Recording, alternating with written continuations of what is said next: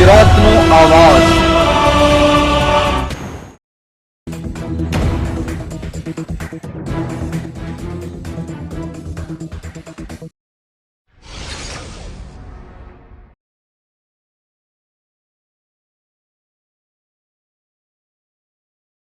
વિજરાખી road પર bike પર જતા યુવાનને કારની અડફેટે લઈ મોત નિપજાવી હત્યા કરનાર પત્ની અને પ્રેમિકા પકડાયા।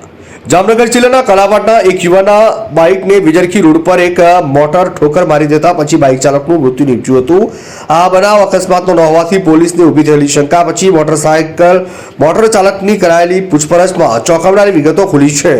આ શખ્સે મૃતકના પત્ની સાથે રહેલા પ્રેમ સંબંધના કારણે કાંટારૂપ બનતા પતિને મોટરની ઠોકર મારી મોતને ઘાટ ઉતારી દીધાનું બહાર આવ્યું છે। પોલીસે મૃતકના પિતાની ફરિયાદ પરથી મોટર ચાલક શખ્સ તથા મૃતકના પત્નીને ઝડપી પાડ્યો છે।